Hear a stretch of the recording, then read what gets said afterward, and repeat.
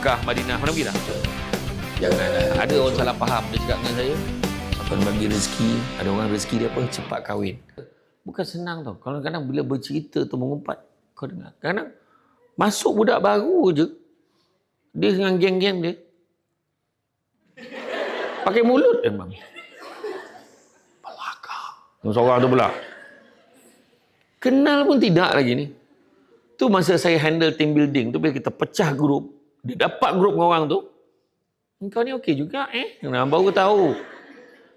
Jangan menghukum orang. Kita tak kenal lagi dia siapa. Sabar. Sabar tak? Sabar. Kita berkawan tu mengumpat. Kau dengar cerita tak? Dia kalau lagi teruk bisikannya tu lagi mendalam rahsia dia. Kau dengar cerita tak? Cerita apa? Yang baru sampai automatik. Dia join grup tu, dia boleh sesuaikan tu. Gila betul aku kata. Orang lelaki dia senang. Kau dengar cerita tak? Lelaki macam betul. Kau dengar cerita tak? Pasal apa? Si siapa tu lah. Alhamdulillah, syukur kepada Allah Subhanahu Wa Taala, segala puji bagi Allah Tuhan sekalian alam. Selawat dan salam ke atas junjungan besar Nabi Muhammad sallallahu alaihi wasallam.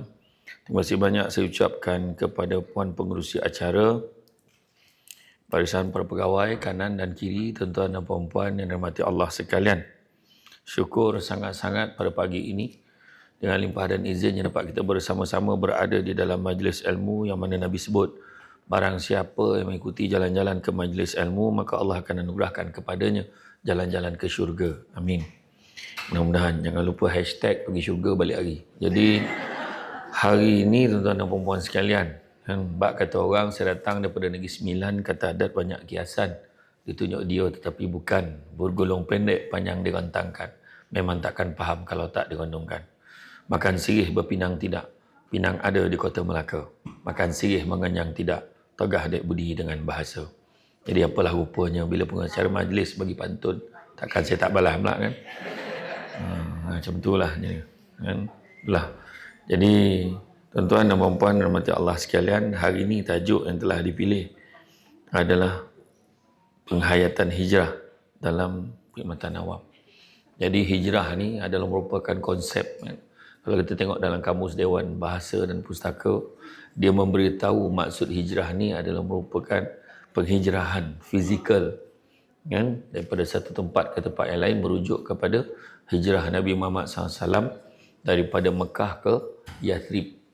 Dan kalau kita tengok penghijrahan ni, kan, bukanlah satu perkara yang mudah. Dan kalau kita tengok hadis yang popular sekali adalah innamal a'malu bin niat. Setiap satu amal pekerjaan bermula dengan niat. Yang mana hadis penuhnya, sesungguhnya setiap perbuatan itu tergantung dengan niatnya, dan sesungguhnya seseorang akan dibalas berdasarkan apa yang dia niatkan. Siapa yang hijrahnya kerana Allah dan kerana Rasulnya, maka dia akan mendapatkan kerana Allah dan Rasulnya. Dan barang siapa yang hijrahnya adalah kerana ingin mendapatkan dunia yang layak baginya, atau kerana wanita yang ingin dinikahinya, nescaya manfaat hijrahnya sesuai dengan apa yang dituju. Hadis riwayat Bukhari. Kan? Maknanya bukan semua orang yang niat masa ikut Nabi hijrah dulu daripada Mekah ke Madinah dulu, bukan semua yang niatnya kerana Allah. Tapi ada yang niatnya kerana, macam kita tengok kisah Ummu Qais tu, dia nak hijrah sebab dia suka sangat dengan seorang perempuan ni. Sebabkan perempuan ni nak hijrah, jadi perempuan tu cakap kalau nak kahwin dengan dia, ikut hijrah sekali. Maka diikutlah hijrah. Jadi tu yang kata keluar hadis tu, barang siapa yang hijrahnya, wa man kanat hijratuhu yusibuha aw amaratin yankihuha fajratuhu ila ma hajara ilai. Barang siapa hijrahnya kerana dunia atau kerana wanita yang ingin dinikahinya, nescaya manfaat hijrahnya sesuai dengan apa yang dituju. Macam orang datang dengan ceramah kan, macam-macam kan, macam-macam sebab kenapa dia datang dengan ceramah. Ada orang sebab nak cukupkan berapa jam. Macam ada orang, bukan semualah. Ada orang memang sebab nak jumpa penceramah, dan ada juga orang sebab dia kata nak tengok macam mana lah rupanya Samsul Debat tu depan-depan. Ada orang macam tu lah kan. Ada yang macam tu. Dan tapi ada yang seorang tu dia memang lillahi ta'ala, dia tak ada apa pun. Ada orang tu memang dah siap charge handphone dia penuh untuk selfie lepas ceramah. Jadi tu jadi tak ada maknanya lah, tak ada maknanya dia kata kalau datang dengan ceramah kalau tak dapat ambil gambar. Macam itulah antaranya. Saya dah biasa dah tu tuan-tuan kan. Jadi tak ada masalah tentang tu. Jadi apa pun dalam bab bekerja kan, dalam bab bekerja ni memang pijak galah sambil berlari tapi sayang hujungnya patah. Banyakkan usaha kepada diri selagi diri muda dan mentah. Ya, bukan rusa sebarang rusa. Rusa larangan Raja Melayu. Usahlah kita membuang masa. Masa berjalan lepas selalu. Kapal layar bertiang 3. Tiang keempat hujungnya patah. Amal ikhtiar di tangan kita. Hasil pendapat di tangan Allah. Dan terbang indah si kunang-kunang. Terbang bertebaran jadi hiburan. Perkara yang lepas usahlah dikenang. Penyesalan kemudian jadikan pengajaran. Saja nak beritahu. Saya punya pantun tak payah baca teks. Saja bukan. Saya memang alert bab pantun ni. Itu sebab saya dengar tadi pohon kemiri, rumput petik tepi untuk jadi letak tepi halaman. Bukan jemput sebarang jemput. Jemput kenapa tuan datang ke depan. Okeylah bagus. Saya sebab saya sangat teliti, saya sangat alert pasal pantun. Nak pantun-pantun lama. Sebab ada setengah orang dia main Google aja kan. Janji dia bunyi kadang ada pantun tu saya kena tegur lah kan. Ada pengacara majlis, ada satu program kat Putrajaya tu. Confident dia. Apa dia kata, indah berbalam si awan petang, awan berarak di celah pepohon ara. Kan menipu tu. Tinggi betul pohon ara tu sampai kawan awan boleh barak celah pokok tu. Menipu betul saya kata kan. Macam itulah. Macam tu. Dari Segamat pergi ke Kuantan, singgah di Lipis beli berangan. Macam mana? Kalau kita naik kereta daripada Segamat, memang jumpa Kuantan dulu. Masa bila kau singgah Lipis? Menipu. Yang seorang tu lagi teruk. Dari Seremban pergi ke Melaka, singgah di Perlis. Kau ikut jalan mana? Agak-agak kadang-kadang dia, kerana janji ada bunyi, ada orang ni buat pantun. Yang betul lah, lebih kurang. Jadi, hijrah ni, macam saya kata tadi, hijrah secara naratif ni adalah penghijrahan daripada Mekah ke kota Madinah, yang mana hijrah ini dari segi bahasanya adalah berhijrah daripada satu tempat ke tempat yang lain. Tetapi bila ada satu ayat Nabi bagi tahu, tidak ada lagi penghijrahan selepas Fathu Mekah. Yang ada cuma niat dan jihad. Tak ada lagi penghijrahan selepas Fathu Mekah. Pembukaan kota Mekah. Yang ada cuma niat dan jihad. Cuba kita tengok peristiwa hijrah. Bukan satu benda yang senang, hijrah. Kita bawa dulu perjalanan hijrah tu. Macam mana Nabi nak hijrah. Nabi dalam peristiwa Isra wal Mi'raj. Ingat peristiwa Isra wal Mi'raj? Peristiwa Isra wal Mi'raj yang mana Nabi diperjalankan daripada Masjidil Haram sampai ke Masjidil Aqsa. Kemudian naik pula sampai ke langit, turun bawah, sudah turun 9 kali turun naik, minta korang diskaun untuk waktu salat. Kan? Kemudian turun bawah, kemudian naik balik semula ke Masjidil Haram pada malam yang sama. Pada perjalanan tu, masa tu Nabi dah ditunjukkan. Nabi singgah kat Baitul Laham, Nabi singgah kat Bukit Turusina, dan dekat mana Nabi Isa AS dilahirkan, Nabi Musa menerima wahyu. Dan juga kau nampak tak tu, itulah di Yathrib. Yathrib tu nama lama Madinah. Kau nampak tak tu? Dia antara bukit-bukit yang berbatu hitam, di celah dia tu banyak pohon-pohon tamar. Jadi dia kata di situlah nanti kau akan diarahkan, akan diperintahkan oleh Allah untuk hijrah. Nabi dah tahu awal Nabi akan hijrah. Bukannya Nabi ni tiba-tiba dihalau ke, tak ada. Memang kalau ikutkan Nabi nak kena bunuh tu bukan baru tu nak kena bunuh, dah lama dah orang nak bunuh Nabi. Tapi makna penghijrahan tu bukan senang. Nabi dah tahu awal. Satu malam Nabi boleh daripada apa hal kalau tiba-tiba gelap ni Ustaz? Seram lah aku macam wayang lah. Kan? Kan bukannya Nabi tiba-tiba, tapi Nabi dapat perintah. Dan satu malam Nabi menaiki apa? Daripada Mekah ke Masjidil Aqsa tu, Nabi menaiki apa? Nabi menaiki korang ni tadi gelak kuat, bila tanya koma, darah tak jalan, oksigen tak sampai ke otak. Itu masalah. Nabi menaiki Burak kan. Burak di selatan tak ada, di belah-belah utara ada. Burak Oil nama dia. Saya tak berani isi minyak situ, takut laju sangat kan. Takut jadi macam itulah. Jadi Nabi dah tahu awal. Jadi bila Nabi dah tahu awal, Nabi tak ada. Nabi nak beritahu siapa pertama? Oh tidak, pun tidak. Pengajaran yang pertama. Bila Nabi dah tahu Nabi akan hijrah, oh tidak, tidak, maksudnya kata orang dulu tu, Nabi tak ada banyak cerita. Dan Allah suruh, buat aje lah. Macam tu lah cerita dia. Macam kita lah, dapat surat pertukaran. Daripada Angkasa Puri, kena tukar duduk dekat Kok Niang, contoh. Atau daripada sini, kena tukar pergi apa kan. Dia akan ada satu surat. Mohon penangguhan perpindahan kerana ada beberapa urusan yang perlu diselesaikan. Dapatlah pertangguhan 2 minggu. Dan lepas 2 minggu jumpa pula kabel menteri penyiaran lah apa semua. Minta supaya batalkan perpindahan tu.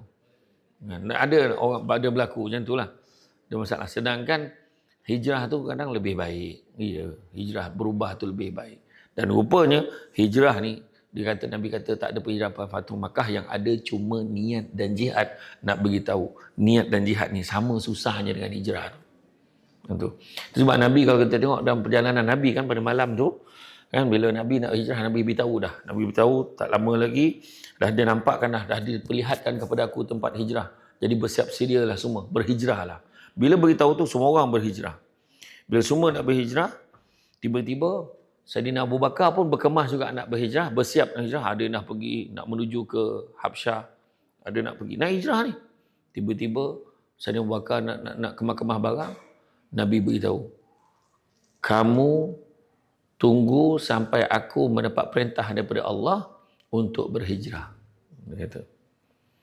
Jadi Saidina Abu Bakar kata, biar betik kan. Tak adalah tu saya cakap lah. Tak mana Saidina Abu Bakar kata, apakah benar demi apa? Benarkah demi ayahandaku sebagai tebusan, dia kata. Maksudnya dia bersumpah demi ayah dia, betul ke apa yang kau cakap ni? Maknanya bila Nabi kata kau tunggu sampai aku mendapat kebenaran daripada Allah untuk berhijrah, maknanya Saidina Abu Bakar terkejut, dia kena tunggu Nabi. Maksudnya dia kena ikut Nabi. Jadi ya betul dia kata. Ya memang benar. Menangis Saidina Abu Bakar sebab tak sangka dia dipilih. Ini satu lagi pengajaran, iaitu jadi orang nombor 2 jangan perasan akan jadi nombor 1. Nampak? Dia paling rapat dengan Nabi. Jadi senang-senang. Korang wahai Abu Bakar, kau tak ikut kita orang hijrah, kita nak syariah. Aku biasalah, aku kan baik dengan Nabi. Jadi kau jalan dulu, aku tunggu Nabi. Jalan. Confident je Nabi nak bawa dia. Tak, dia memang merendah diri. Nabi suruh hijrah. Dia tak pernah rasa diri istimewa. Faham tak? Macam itulah kita pun kena macam itulah. Kalaupun kita rapat dengan bos, jap-jap bos panggil kita, jap-jap bos kita, jangan perasan kita paling baik dengan bos. Nampak tak kan? Kalau bos cakap, aku tak apa, aku tunggu bos. Tak apa, kau balik lalu. Kan? Sekali tiba bos dah balik, kita pun tak perasan. Jadi makna kata jangan kita lebih-lebih lah. Tu. Jadi kemudian, bila Nabi nak berhijrah tu, Nabi beritahu Saidina Abu Bakar, maka pun rasa gembira, menangis. Dan kemudian pada malam nak berhijrah tu, dah pesan pada Saidina Ali, wahai Ali, kau cover aku kat tempat tidur. Kau tidur je kat tempat tidur aku ni.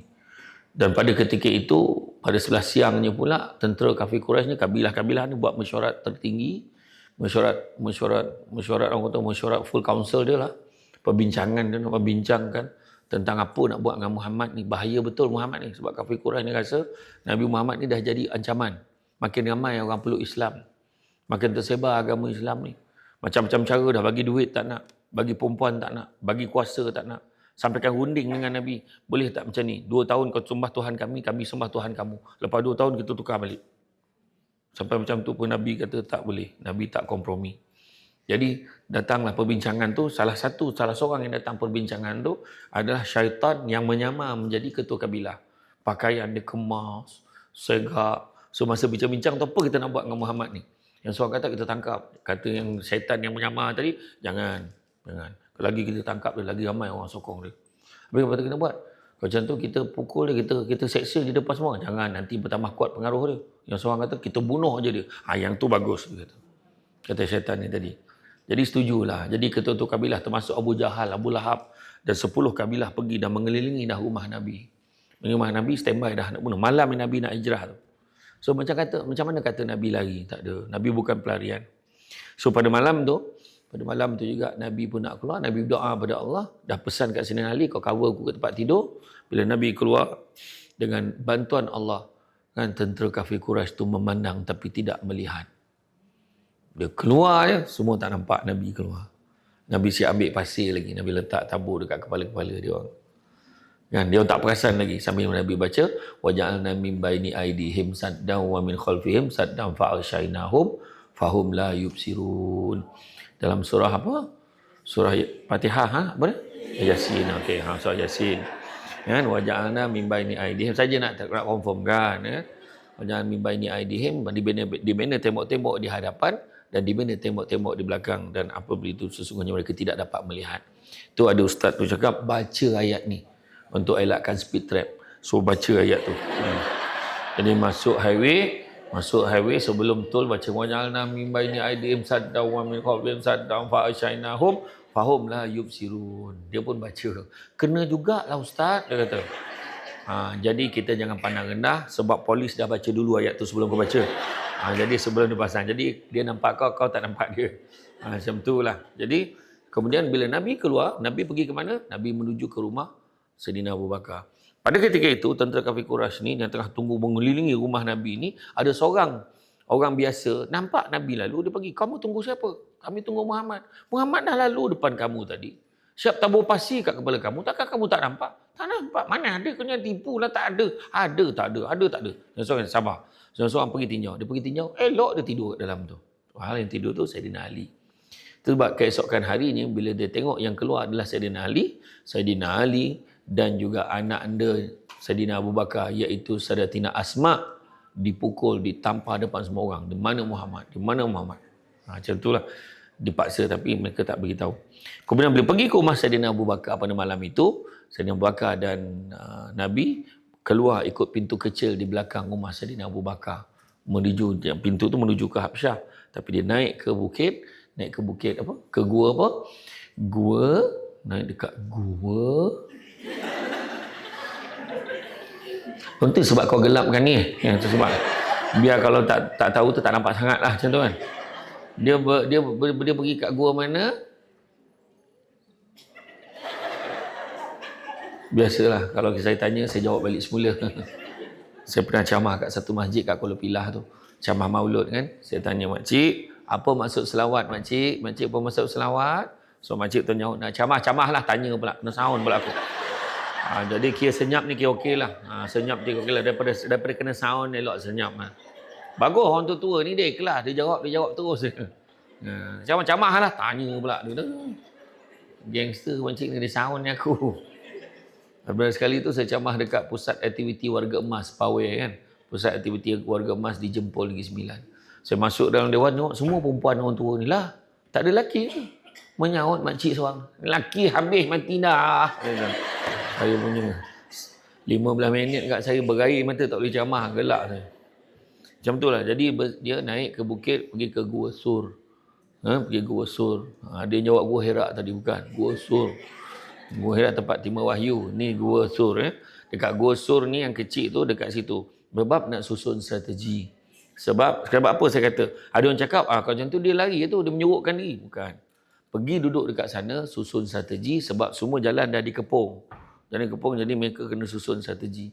Bila masuk je dekat dalam Gua Sur tu, Allah Ta'ala hantar bantuan, ada burung bawa sarang, pun ada labah-labah tu semua kita tahu dah cerita tu. Okey. Saya kena uraikan sikit-sikit lah cerita tu. Dan kemudian nak katakan benda tu dah dirancang sebab setiap malam Amir Fuhairah dia akan datang. Pengembala kambing, lembu ni datang bawa sebab nak sampaikan maklumat sekarang mereka berkawal kat mana. Dekat sana mereka berkawal dekat sini. Jalan mana yang ditutup, jalan mana tak tutup. Kemudian Sayyidatina Asma setiap malam hantar makanan di Gua Sur tu. Macam mana dia boleh tahu? Bukannya ada handphone. Kan? Abah lapar ni. Nanti tolong hantar makanan. Sekejap biar Abah send location. Mana ada? Tak ada. Sebab maknanya memang dah tahu. Dan siapa yang pernah pergi umrah, pergi haji, kan bila kita pergi dekat Gua Sur tu, Jabal Sur kat bawah, taklimat pun dalam bas je. Ataupun dekat bawah. Semua tunjuk tu, kat atas tu yang lekuk sikit tu, yang mutawif tu. Dia pun tak naik kat atas tu, kan. Dia tunjuk macam tu kan. Tapi, bila dia tunduk cerita, kita tengok betapa tingginya kan. Tapi masalahnya keadaan fizikal dulu tak sama. Sebab dulu lagi teruk batu-bata dia tu, batu-batu yang memang teruk. Dan bayangkan Sayyidatina Asma setiap malam hantar makanan, setiap hari hantar makanan dengan tahap diri dia syarat mengandung 9 bulan. Bayangkan. Itu yang cerita. Hijrah itu perjuangan, hijrah itu pengorbanan. Itu sebab itulah. Pengorbanan. Dan kemudian siapa yang bawa Nabi? Siapa bawa Nabi dengan Sayyidina Abu Bakar? Nak beritahu yang bawa adalah Abdullah bin Uraikid, seorang yang bukan Islam, seorang kafir yang tahu jalan, ditunjukkan jalan. Maknanya kafir yang baik ni ramai juga tolong Nabi. Ada yang tolong. Tu sebabnya bukan semua kafir ini kita perangi, tak. Kan? Kena faham tu. Jadi ditunjukkan jalan.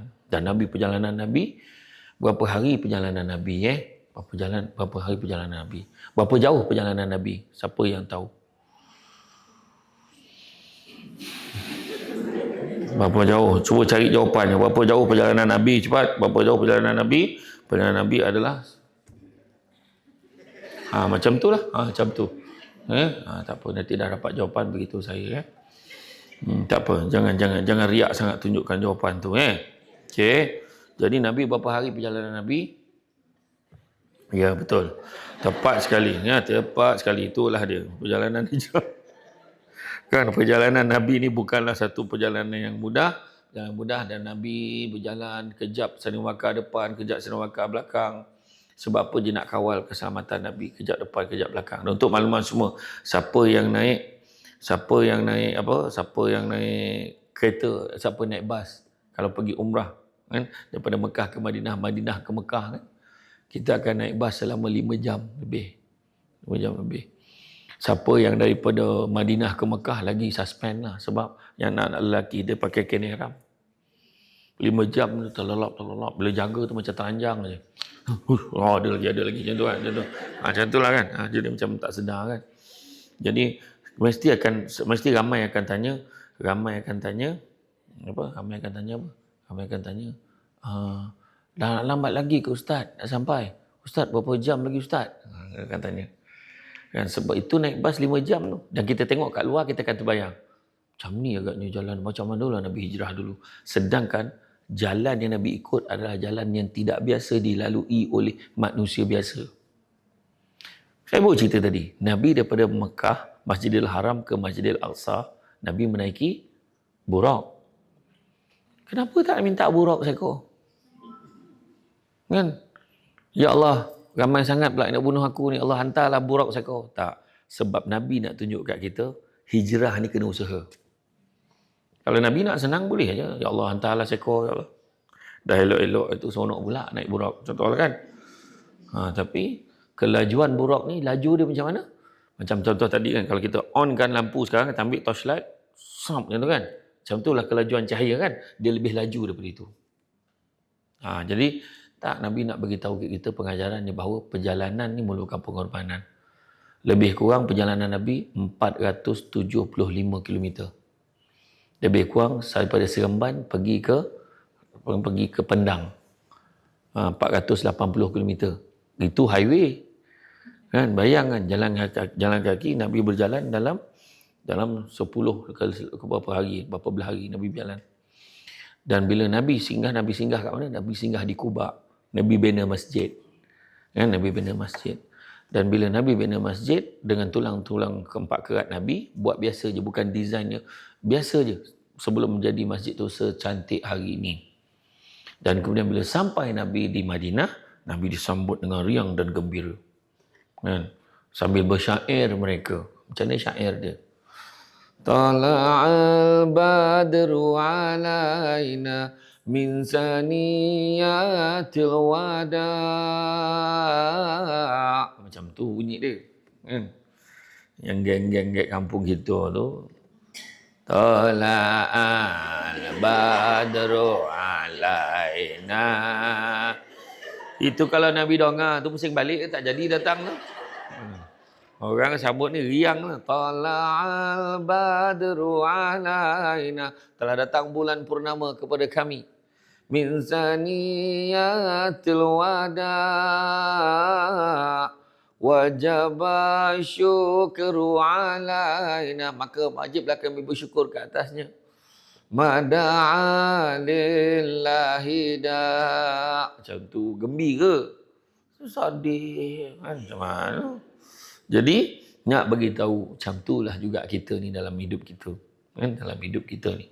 Pengajarannya, ringkasnya, Nabi apa Nabi buat pula? Persaudarakan. puak Ansar dan Muhajirin.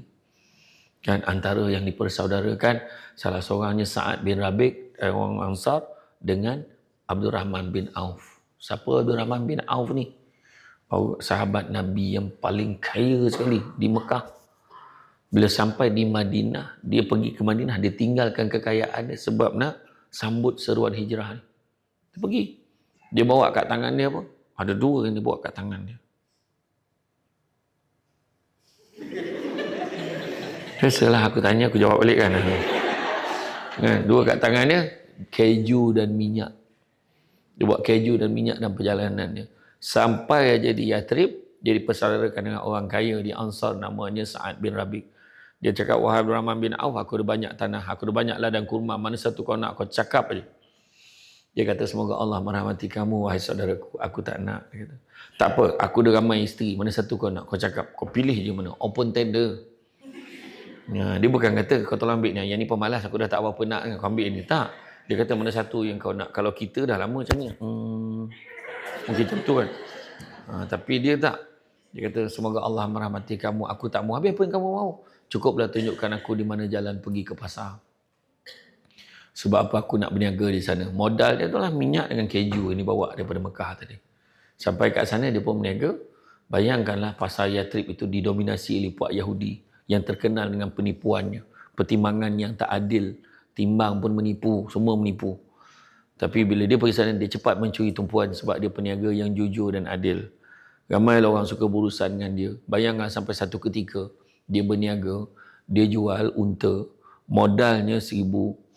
Bayangkan harga unta tu 1,000 dinar, dia jual balik dengan harga 1,000 dinar. Modal 1,000 dinar, jual 1,000 dinar. Apa soalan tu tadi? Apa soalan tadi? Kau tanya apa? Apa dia? Mana untung dia? Kan? Kat mana untung dia? Untung dia adalah pada tali yang mengikat unta tu. Dia jual tali tu harga 2 dinar.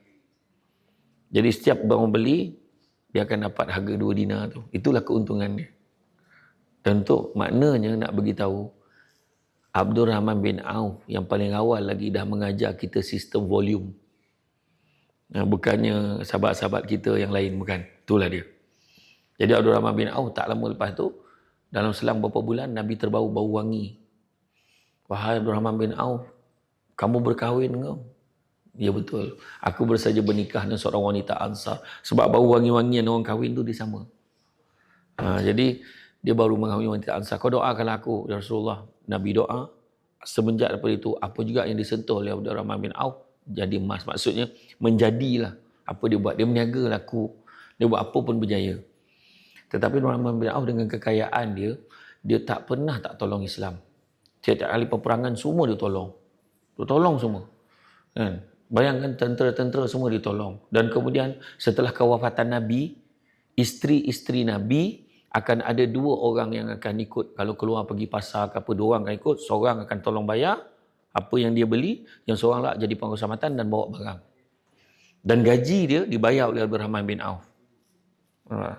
Dan kemudian keluarga yang terlibat dengan peperangan Badar, Abdul Rahman bin Auf bagi pampasan setiap keluarga RM400,000 duit Malaysia sekarang.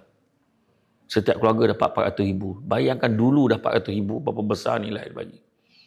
Abdul Rahman bin Auf waktu dia meninggal dunia, dia meninggalkan harta tak kurang 700 juta duit kita. Jadi Abdul Rahman bin Auf ni dalam 10 sahabat, Abdul Rahman bin Auf salah seorang sahabat yang dalam 10 orang yang dijamin syurga. Tapi Abdul Rahman bin Auf paling last sekali masuk syurga. Sebab harta dia banyak. Banyak kena tanya. Jadi jangan risau kalau harta kita tak banyak. Sebab tak banyak kena tanya.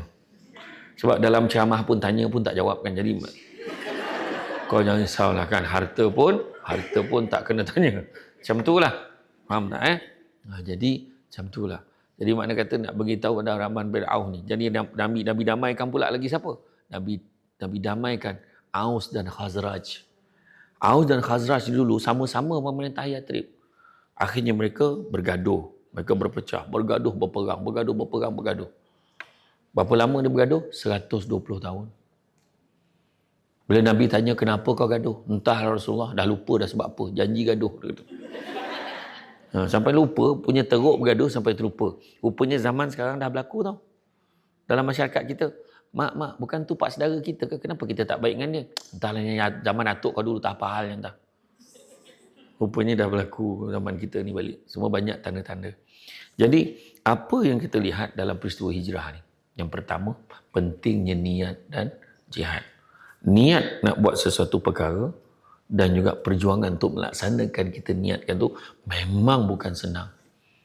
Contoh, berubah. Perubahan yang nak kita buat daripada buruk pada baik, baik pada lebih baik, lebih baik pada lebih baik. Bukan senang. Bukan senang. Apa yang kena ada dalam hati kita? Yang pertama, kena ada sabar. Sabar. Dalam penjawab awam ni kena sabar. Kita tak boleh nak cepat. Tak boleh. Kalau orang lain cepat, sabar. Kan? Kita kan macam tu kan. Penjawab awam tak salah. Sama je. Saya tahu. Dia akan padia dia. Kita ni apa? Contohlah kan ayat tu kan. Kita tahu dah kan. Kau tengoklah kalau naik pangkat memang dia. Kau tengoklah selagi mana dia jadi bos kita, memang takkan merasalah weh. Dia kata ayat tu. Kita tahu dah kan. Ayat tu dah biasa. Kenapa gelak? Sebab memang betul kan. Iya. Dan padia dia kau tengok kalau APC. Memang tak merasalah APC. Padia dia. Petikaikan lagi. Banyak petik kata sabar. Sabar. Sabar. Memang tu ujian untuk kita. Sabar. Kadang marah sebab khusus pun ada. Tengoklah. Khusus luar negara, tak ada. Khusus pergi Sabah Sarawak, tak ada. Khusus kat Pantai Dalam, atas aku. Dia kata, marah. Marah khusus pun jadi hal. Kan? Nampak? Hari ni tak payah khusus je jauh. Serbat yang datang sini. Apa ada hal? Kan? Betul tak kan? Tengok. Ada nama tak ada pun datang kan. Saya anggapkan mana yang kursi tambahan belakang tu yang tak dijemput tapi datang lah. Saya kata. Memang ada lah. Okey, sorry saja. Saja je. Tu yang kau gelapkan tadi biar tak perasan sangat muka kau ya. Macam tu tak ada gurau. Tak adalah. Tapi memang tu kita kena sabar. Sabar ni ada 3. Pertama sabar untuk taat perintah Allah. Sabar untuk meninggalkan larangan Allah. Dan ketiga, sabar dengan ujian dan dugaan daripada Allah. Sabar untuk taat. Bukan senang tau nak ikut peraturan. Bukan senang. Nak ikut peraturan ni sebab ramai yang tak ikut. Kan? Yang kedua, sabar meninggalkan larangan Allah. Bukan senang. Cuma tak dah tahu. Mengumpat tu berdosa. Kan? Tapi buat juga. Sebab mengumpat tu sedap. Dahlah perempuan. Kan? Mengumpat tak kerti perlahan.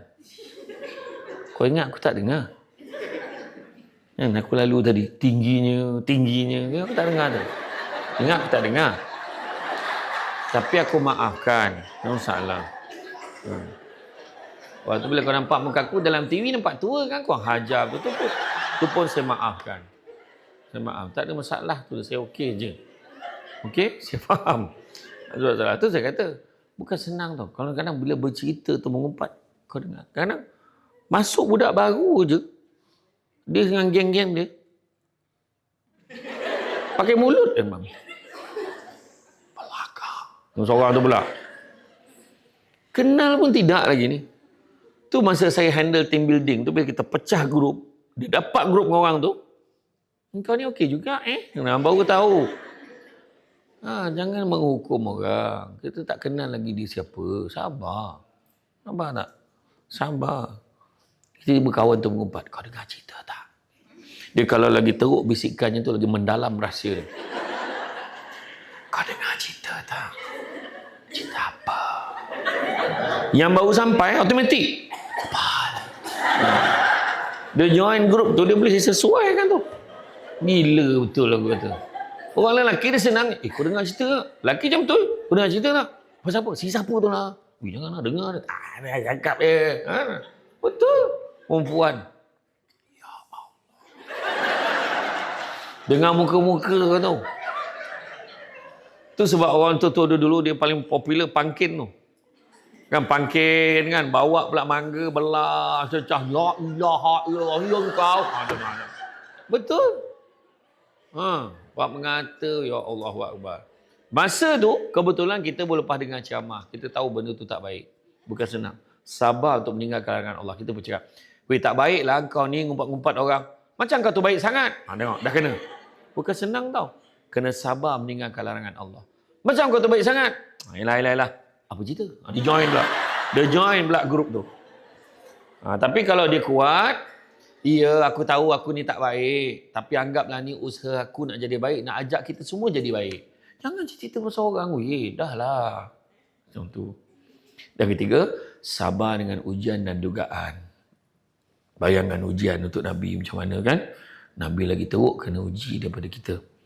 Jadi apa yang kita kena buat? Itulah dia. Sabar. Kedua, syukur.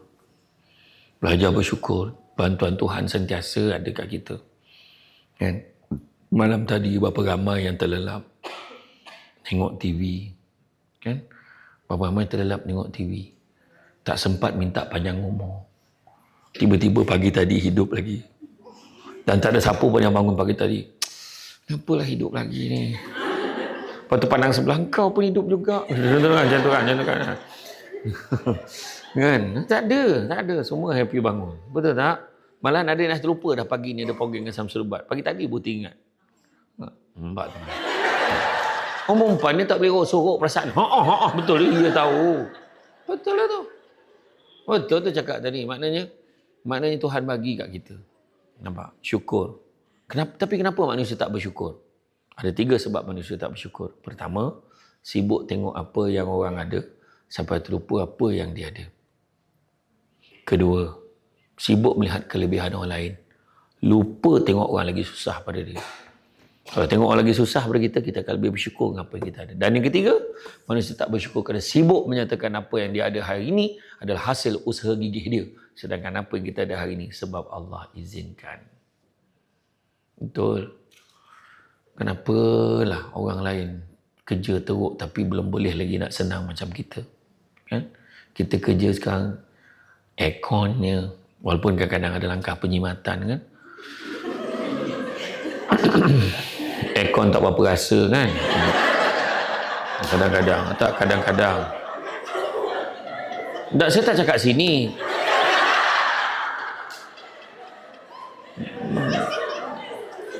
Tak, kau nak sampai dah berkipas tu aku faham lah. Kan? Iya, tak sebenarnya. Sebab cuba fikir ada orang tu lagi susah. Kan? Ceramah kat padang pasir. Yang panas teriknya. Kan? Musim haji tu sampai 56 darjah. Kita ni okey lagi. Kan?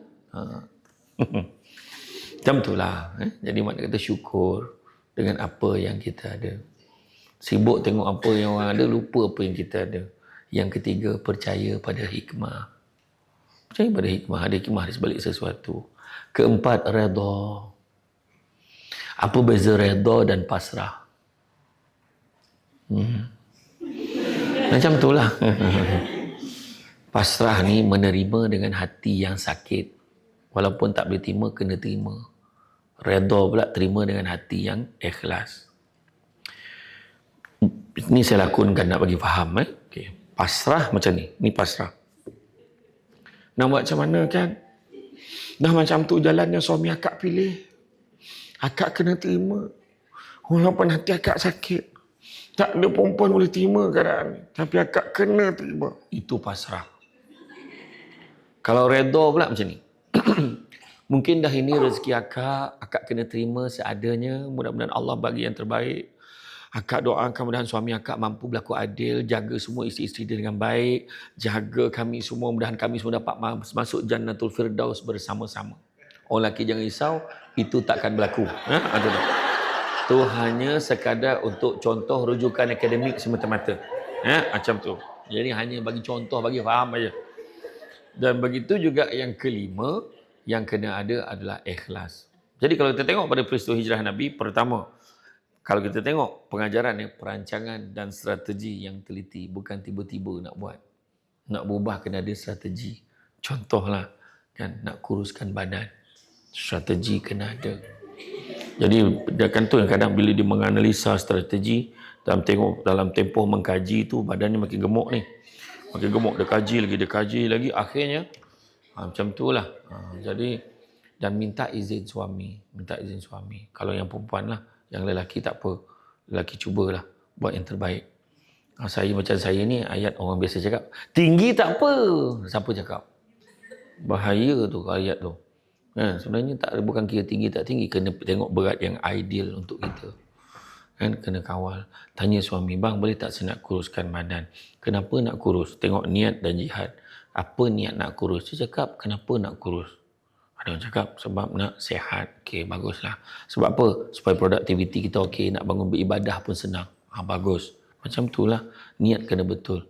Ada orang dia kata, dia nak kurus sebab nak lawa. Percaya cakap saya, kurus dan lawa tak ada kaitan. Kalau dah muka tu tak boleh belah, dia tetap tak boleh belah, faham? Macam tu lah. Tak, janganlah kecil hati. Sebab kecantikan tu subjektif. Subjektif. Cantik kat orang lain, mungkin tak cantik kat orang lain. Tu kena faham. Jadi tak payahlah, janganlah. Kena muka serupa tu jugalah. Kan, maksudnya kurus ni bukan untuk itu. Rupanya kena ada strategi. Rupanya bila saya nak, dulu saya masa nak selalu masuk TV kan, stesen TV ni taja saya untuk pergi gym. Bayar 10 sesi untuk masuk gymnasium. Yalah, masuk gym lah. Adalah instruktor yang jaga. Rupa-rupanya memang betul kena jaga. Bila kita masuk gym ni, kita tak boleh makan berat. Sebab bila kita buat tu, boleh keluar balik apa yang kita makan. Tak boleh. So pagi, saya didisiplinkan pagi makan salad dengan apple hijau. Salad dengan apple hijau tu kita gaulkan. Potong-potong-potong, kita gaulkan. Letak dalam pack, letak dalam fridge. Pagi-pagi makan satu pack. Nak minum air manis sekali je pagi. Sekali je pagi. Kalau paling baik sekali air kosong. Lepas tu pukul 10, makan pisang. 2 biji. Bukan 2 tandan tau, 2 biji. Kalau 2 tandan tu lagi taruh pada baruk tu. Dia 2 biji saja untuk tenaga. Ni cakap betul ni. Pagi makan salad dengan apple hijau. 1 pack. Kemudian pukul 10 ambil pisang 2 biji. Kalau lapar lagi lah. Pukul 12 masuk gym. Masa masuk gym tu, bukannya buat benda teruk sangat pun. Lagi kat treadmill. Lepas tu kan yang pemberat yang besi yang angkat berat tu, sekeping tu, ambil dekat sarung dia tu, ambil, dia letak, kita tahan separuh sampai bawah, tahan, naik balik, buat macam tu. Ya Allah, buat itu je. Lepas tu buat pusing, bawa sini, turun bawah, naik balik, pusing, buat Allah. Buat dalam sejam macam tu kan. Hari pertama, saya keluar daripada gym tu macam pantang bersalin ni. Betul. Orang tak biasa exercise. Ni saya cakap betul, ni pengalaman saya ni. Pergi. Sampai ke bilik air, merangkak. Bilik air, ya Allah, kenapalah aku azabkan dia aku macam ni, ya Allah. Betul. Nak masuk kereta, angkat kaki ni. Betul. Ya Allah Akbar. Lepas tu, pukul 2 sampai pukul 6, pukul 2 sampai pukul 5, loading. Loading ni maksudnya boleh masukkan makanan dalam badan kita. Masa tu, makan ikan atau ayam yang dibakar sahaja. Paling baik sekali bakar dengan minyak zaitun, olive oil. Bayangkan. Lepas pukul 6, kita akan, kalau lapar juga, makan buah yang dapat lepas ceramah.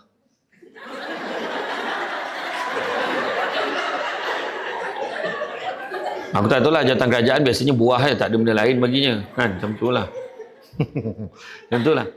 Dan saya pun ceritalah dengan mak saya. Saya cerita dengan mak saya, mak, rupanya kita nak diet ni macam ni. Tahu tak mak saya komen apa? Macam tu lah punya makan pagi ni, salad apple hijau, pisang tu kan. Macam ni lah. Kau berhentilah jadi orang. Mak saya cakap. Azab betul macam tu. Betul. Siapa yang nak cepat nak kuruskan badan, nasi, gula, susu, tepung. 4 benda putih ni elakkan. Nasi, gula, susu, tepung. 2 minggu je. 2 minggu pertama je susah. Lepas 2 minggu, kita akan okey dah. Lepas 2 minggu, kita dah okey dah. Dan lepas 2 minggu, kalau kita makan balik semula benda putih ni, badan kita akan lagi cepat naik daripada sebelumnya. Itu dia. Saya last makan nasi pagi tadilah. Masa mana saya belum start lagi lah. Macam tu lah kan. Macam tu lah. Pagi tadi Alhamdulillah. Makan kari pap aja kan. Dekat dalam bilik tamu tadi. Kari pap. Sedap kan Pak betul tadi. Caterer sini. Sedap. Walaupun rupa tak berapa elok tapi rasa dia sedap. Sebab saya memang tolong mak saya buat kuih. Jadi saya tahulah genting kuih karipap macam mana. Saya memang jagalah benda tu. So, makna kata kena ada perancangan. Macam mana nak buat. Macam contoh kita nak beli rumah. Tentu ada perancangan, susunan, akaun kita, duit kita. Nak readykan duit deposit. Semua ada perancangan dia. Macam tu lah Nabi. Sebab kita nak berubah. Pada buruk pada baik, baik pada lebih baik pada lebih baik. Begitu juga kesetiaan dan pengorbanan Abu Bakar. Kesetiaan, setia, menunggu walau apa keadaan sekalipun, temankan Nabi. Macam tu kat kita, kesetiaan kita kat tempat kerja kita. Sebenarnya, kesetiaan ni nak tengok dekat penyawat awam lah. Sebab saya selalu berpesan kepada pemimpin-pemimpin, jangan menghukum penyawat awam. Penyawat awam akan bekerja untuk government of the day. Saya selalu cakap. Kan? Terutamanya kadang mula dicap, oh dia ni orang ni baik sangat dengan, tak, dia dah baik dengan semua bos. Siapa jadi bos dia akan baik. Percayalah, itulah penyawat awam. Dan kita akan buat apa juga. Itu sebabnya dah tiba masanya kita menghargai penyawat awam ini. Betul. Kan? Kita berdebar-debar dulu kan. Mendengar pengumuman Perdana Menteri. Setiap masa hari Jumaat belanjawan tu. Diam. Nak umum ni, diam. Masa dulu. Kan dulu kan excited kan. Bagi menghargai jasa penyawat awam, macam itulah kan. Diumumkan insentif kewangan. Kata kan. Ya, betul. Dulu punya seronok dulu kan, kesetiaan. Sebab apa saya kata apa setia? Sebab apa? Kita mungkin sekarang kerja dekat jabatan kerajaan. Dibandingkan kerja kita di sini dengan agensi swasta, dengan kedudukan yang sama, gaji kita tentu berbeza. Tetapi satu perkataan setia ni sebab apa?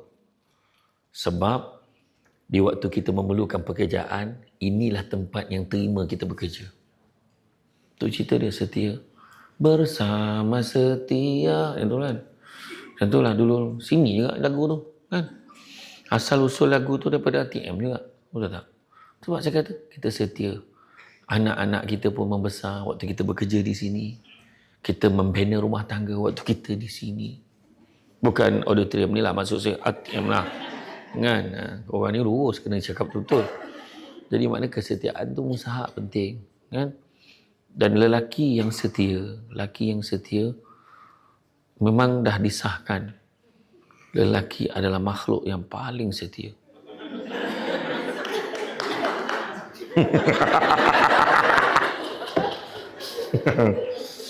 Okeylah, ada tepukan tu okeylah. Mana sebab orang perempuan kena faham. Lelaki juga ada merupakan makhluk. Kau tak nak menyampah-menyampah, aku dengar aku cakap. Mengumpat tadi perlahan. Menyampah dia. Dia bukan hanya setia, tapi lelaki juga adalah makhluk yang paling jujur sekali. Tapi ialah dia susah kan, dia selalu ditanya soalan yang sukar. Kan? Yalah, orang perempuan suka, jadi terpaksa menipu kadang.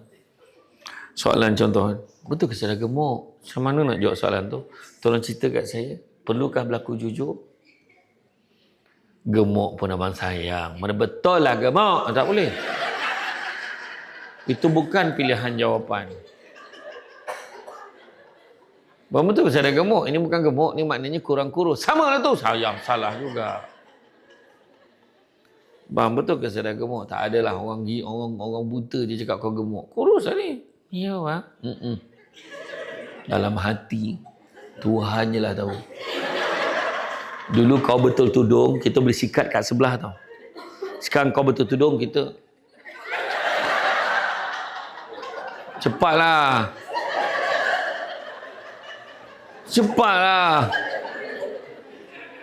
Contohan.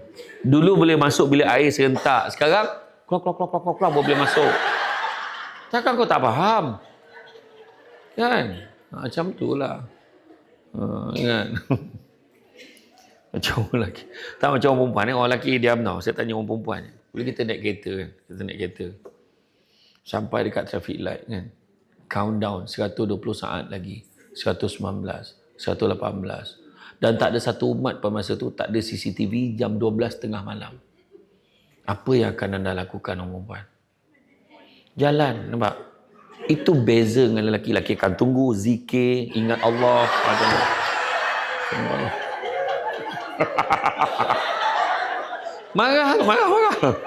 Marah. Tak penat ke jadi munafik? Dia kata macam tu. Sabar. Kan sabar. Nah, macam itulah kita ni. Kita ni hidup ni sentiasa ingat Allah tu je. Kan? Betul.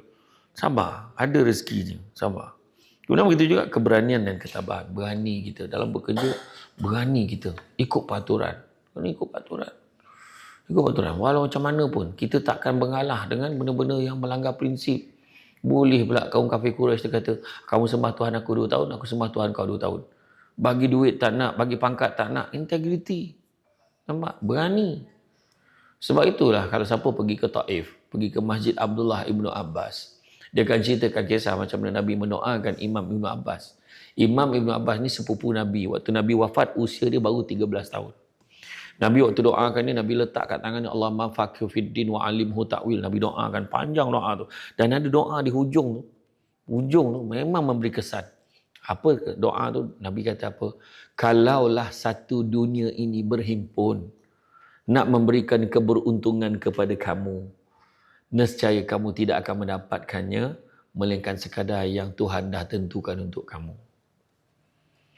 Dan kalaupunlah satu dunia ini berhimpun, nak memberikan kemudaratan kepada kamu, nescaya kamu tidak akan mendapatkannya, melainkan sekadar yang Allah dah tentukan untuk kamu. So, apa kita takut? Kerja tu. Boleh kata boleh, tak boleh kata tak boleh. Benda ni salah, cakap aja. Nanti kalau cakap nanti kan tak naik pangkat.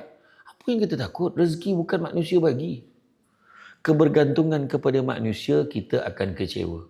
Rasa-rasa Nabi hijrah ni Nabi gantung pada manusia ke? Tak. Nabi gantung pada Allah aja. Akhirnya sampai ke destinasi dia. Nampak tak? Macam kita main damula kan? Macam tu kah kerja kita? Main damula? Saya pernah buat team building pakai damula yang besar tu. Orang tua main damula lagi teruk daripada budak. Dia bilang, bodoh hula ni. Bodoh. Dia marah hula ni. Kan? Ada orang baling-baling tangga. Baling-baling tangga. Rezeki dia. Ada orang tu kejap-kejap pula. Kejap-kejap pula ada yang paling teruk yang 74 tu. Sampai 17 ingat tak? Ya Allah Akbar. Bodoh ulah ni, kurang ajar ulah ni. Yang seorang tu pula, tadi tangga tentu ulah. Lepas tu yang seorang ni pula, ulah tidak, tangga tidak, dia melangkau. Masalah dia dekat 98. 99-100 undur balik. 99-100 undur balik. Macam mana tu? Macam tu gak kita bekerja. Ada orang yang tangga tadi macam mana? Kejap-kejap naik pangkat. Kejap-kejap naik. Kejap-kejap pergi ni. Kejap-kejap promo naik ni. Promo naik ni. Akhir sampai dia pencen. Yang ular tadi. Kejap-kejap tukar department. Pangkat tak naik. Kejap-kejap tukar department. Tapi hikmah dia apa? Rupa-rupanya Tuhan bagi kita satu kelebihan. Bila kita pencen besok, semua proses kerja tu kita tahu dah. Nampak tak? Yang 98 tadi? Tak pencen-pencen. Bersambung-sambung kontrak dia. Maksudnya apa? Khidmat dia masih diperlukan. Nampak?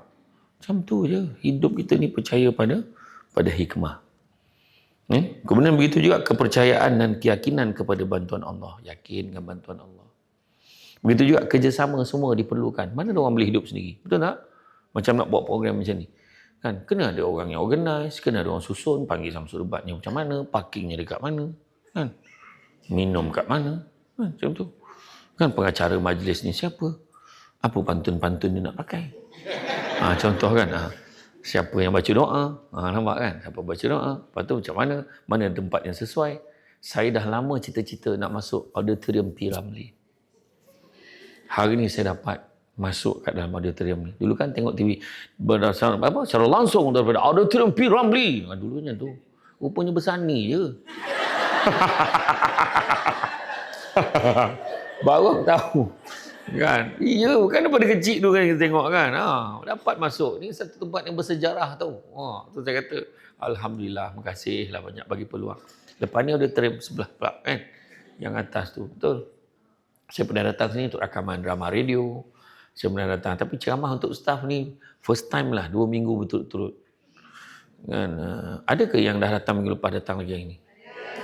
Siapa suka datang? Kau dah sudah kau bagi orang lain pula. Pangkau kau, bagilah orang lain pula. Waduh. Macam tu lah. Ya, jadi kerjasama dan sokongan semua perlu. Tak ada orang boleh hidup sendiri kan. Semua perlukan bantuan orang lain. Betul tak? Tukang gunting tak boleh gunting rambut sendiri. Kena boleh tak boleh. Dia mana boleh gunting yang dia nampak boleh lah. Kan? Doktor pakar bedah tak boleh bedah sendiri. Mana? Pisau. Ambil. Mana ada? Tak ada kan. Jangankan hidup, kita tak boleh hidup sendiri. Mati pun tak mandi sendiri. Ada orang mati sendiri. Bak sendiri gayung tu. Lari orang kampung dah malam ni. Tak ada. Kau tak payahlah susah. Aku besok dah kapan esok tahulah aku guling-guling masuk sini dalam lubang kubur. Jangan nak menipu. Tak ada mana ada. Tak ada. Jangankan hidup, mati pun kita tak mandi sendiri. Jadi kita perlukan orang lain. Jangan kita sombong. Begitu juga kepentingan masjid dan juga komuniti. Meraihkan kejayaan. Nampak tak? Maka pentingnya kita meraihkan kejayaan. Jadi sebenarnya dalam hidup kita ni itulah pertama jujur. Nak jadi sahabat jujur. Semua jaga prinsip, tak ada tipu. Sama termasuklah kita. Kan? Penghayatan hijrah berubah. Jangan orang jadi orang yang gemar menipu, tipu klaim. Jangan tipu klaim. Klaim tak menambah pendapatan. Klaim hanya cover sebahagian daripada apa yang kita layak klaim. Itu je. Kan? Yang kita dah belanjakan tu, sebahagian je kita boleh claim. Kan? Jangan tipu claim. Jangan tipu overtime. Kita tak boleh claim overtime lebih daripada 1/3 gaji. Tak boleh. Kan? Mileage pun sama. Kan? Jangan tipu claim. Bahagian kewangan akan tanya. Kan? Kenapa claim awak ni lain sedangkan 5 orang pergi kursus yang sama? Kenapa awak punya lebih daripada orang? Kan? Mana bahagian kewangan? Mana orang tu bahagian kewangan ni? Orang lain tunjuk. Ni biasa tu. Dia tahu orang tunjuk. Dia kan. Bahagian kewangan akan query. Kenapa awak claim lebih semua? Ada yang cakap, macam duit mak ayah kau. Sebab bukan duit mak ayah dia lah dia query. Jadi kenanya kalau duit mak ayah dia tak kisah.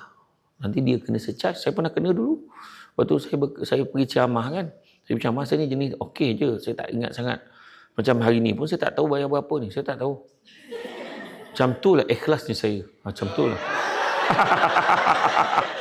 Betul. Kalau tahu pun mungkin PA saya lah. Mungkin tahu lah.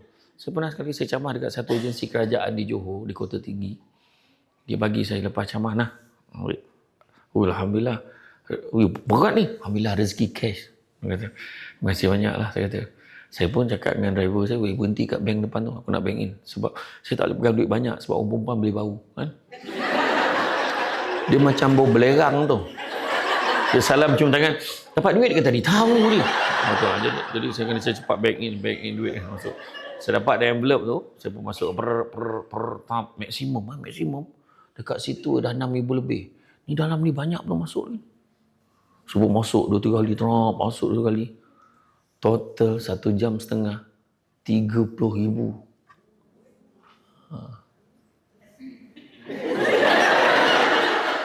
1 jam setengah 30,000. Bayangan tadi minta 2 jam kan. Bayangnya 1 jam setengah dah 30,000. Tak, saya tak bagi gambaran apa-apa. Tak. Saya just bagi tahu. Saya pun masuk dalam kereta cakap dengan driver saya masa tu. Woi, dia bayar aku ceramah tadi 30,000. Driver saya dekat steering tu. Bonus. Bonus dia kata macam tu kan. Saya kereta pun jalan nak pergi ceramah kat JB pula. Dan perjalanan baru tak sampai 5 minit telefon bunyi. Hello, Assalamualaikum tuan, minta maaf tuan salah sampul. Salah sampul. Betul. Saya kata, lepas tu kata tuan tolong tuan. Saya pula, saya kan gemar gurau. Adakah kau bagi duit tu kat aku tu? Jangan tuan, mati saya kena secah nanti tuan. Rupanya bila bagian kewangan bagi envelope tu dekat dia. Nah, duit penceramah semuanya dalam ni. Bukannya semuanya duit penceramah. Duit penceramah semuanya dalam ni. Duit catering tak bayar lagi. Sewa dewan yang buat tempat ceramah tu tak bayar lagi. 2 penceramah sebelum saya tu pun tak bayar lagi. Jadi saya pun dia kata tak apa. Tuan tolak aja bayaran ceramah tuan. Balance tu tuan transfer dekat saya. Saya kata tak boleh. Dari segi audit ni tak cantik. Aku transfer semua kat engkau. Nanti kau bayar balik berapa aku patut dapat. Bayar kat orang lain. Senang. Saya cakap macam tu. Cakap macam tu lah. Buat macam mana? Tapi saya bangga walaupun 5 minit. Saya pernah menjadi penceramah yang termahal. Kan? Ya. Saya okey je. Tu sebab saya kata tadi, kan, kita bergantungnya bukan dengan manusia, tu je. Kan? Tapi dia akan ingat saya sampai bila lah. Maknanya saya boleh pulangkan balik. Dia akan ingat lah. Kesian dia. Kan? Macam tu lah. Sebabnya kita ni jujur. Jangan menipu. Jangan tipu. Yang kedua, amanah. Jangan guna harta-harta pejabat untuk tujuan peribadi. Hijrah lah kita. Jangan guna mesin photostat untuk photostat salinan IC suap beranak-anak untuk tujuan sekolah. Jangan guna mesin photostat untuk photostat IC kita dan dokumen slip gaji kita untuk tujuan personal loan untuk bank. Betul, tak halal tau. Tak halal menggunakan mesin photostat pejabat untuk tujuan peribadi. Tak boleh. Sedangkan kat luar kita boleh photostat bayar berapa sen je, berapa ringgit je pun. Kan? Kalau perkara sekecil tu tak boleh jaga, macam mana nak jaga benda besar? Sejajar dengan apa disebut oleh seorang pemimpin di negara kita.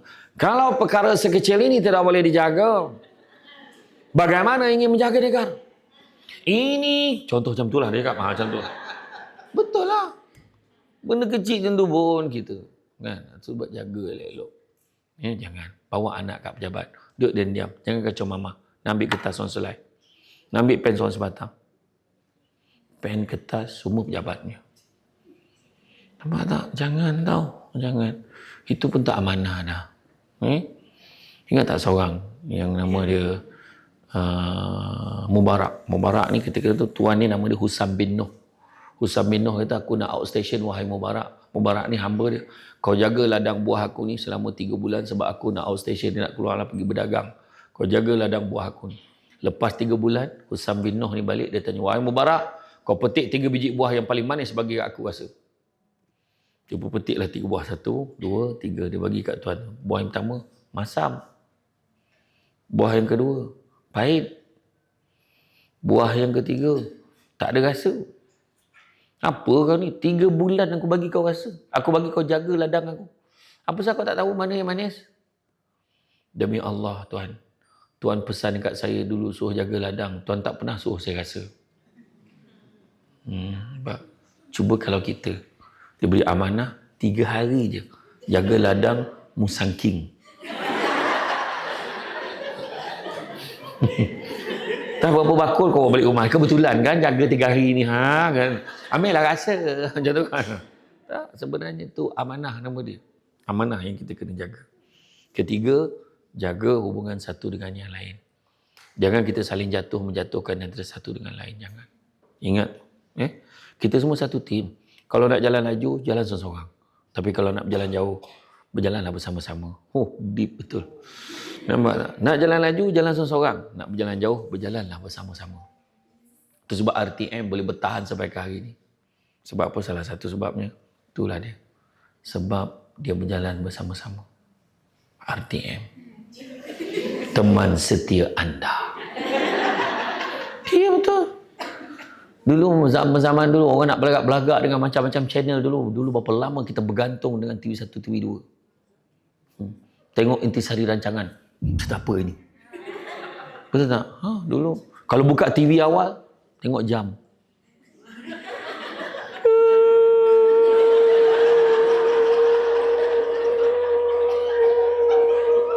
Betul tak? Dulu TV tak ada remote. Kita jadi remote. Kan? Ya, betul. Tekan 1, tekan 2, tekan 3, tekan 5, 5, 5, tekan 7. 1 sampai 9 tu semua TV1, TV2. Kemudian tu lah baru 19 berapa pun ada TV3 kan. TV1, TV2 je. Ya Allah, punya seronok tengok MacGyver. Knight Rider. Dulu, betul. Pukul 5 baru negaraku. Kan? Iya, betul. Hari Rabu malam wrestling. Iya, betul. Ingat lagi. Sabtu petang, Hindustan. Kan? Tengok Amitabh Bachchan. Dusyum. Seronok betul dulu. Betul. Nampak tak? Kan? Jadi, kita dalam hal tu saya kata tadi, jaga hubungan satu dengan lain. Susah nak belagak-belagak tu sah. Buang benda-benda tak baik dalam hati kita. Kita semua satu tim tau. Buang benda-benda tak baik. Antaranya, pertama, yang orang perempuan ingat buang tamak. Jangan tamak. Kongsi tak apa. Ingat tu. Jangan tamak, kongsi tak apa. Dia ada beza faham dengan setuju. Saya tanya, faham tak? Faham. Setuju tak? Tengok. Tengok dia perempuan. Dia tak mencuri, dia tak menipu, tak membunuh, dia tak apa. Tapi ada satu benda dia tak boleh buang dalam hati dia. Sangka buruk. Jangan tamak, kongsi tak apa. Contoh kat luar tu ada makanan. Nanti jangan habiskan, kongsi sama-sama. Nampak tak? Kalau kita duduk belanja, jangan kita tamak habiskan seorang-seorang. Kalau boleh sedekah, sedekah bantu orang. Ada maklumat yang baik pasal ceramah hari ni, share dalam media sosial supaya semua dapat manfaat bersama. Itu maksud saya. Jangan tamak kongsi tak boleh. Masalah. Yang kedua, jangan sombong. Jangan sombong. Sampai masanya masa kita akan berlalu. Nak belagak dengan apa? Samsul debat sampai masanya besok akan ada ceramah lain. Samsul debat, debit, debuk semua. Kan nak buat macam mana? Nak belagak dengan apa? Kita ni biasa je. Dulu orang menyanyi punya hebat sekali. Masuk pertandingan nyanyian tu minta nyawa nyanyi lagu sendiri. Lagu sendiri pun tak boleh nyanyi. Malam tadi ada penyanyi perempuan. Saya tengok dia nyanyi. Dia ni dulu pernah nyanyi. Saya tak nak sebut nama dia. Dia nyanyi dulu sedap. Sekarang lari betul. Dia tak macam bukan dia. Kenapa? Sampai masa. Dulu kau berlakon watak hero. Sekarang watak kau jadi driver. Watak heroin dalam majalah URTV. Pusat Tengah jadi poster. Sekarang jadi orang gaji. Saya cakap Indon lagi. Dah tak ada watak dah untuk dia.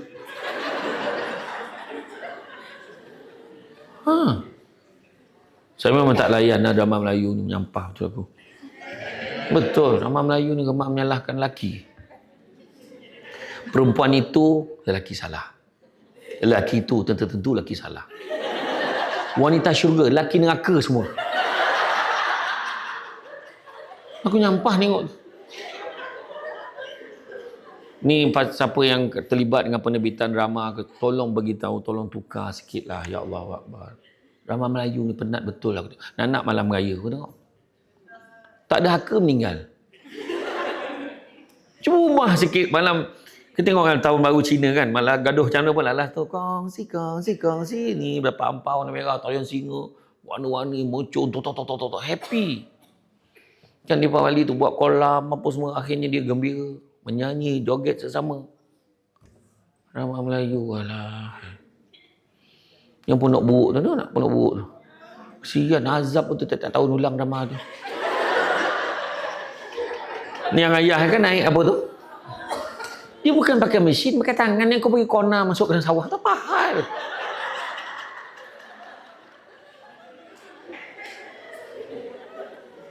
Tahan kau menangis tiap-tiap tahun tu.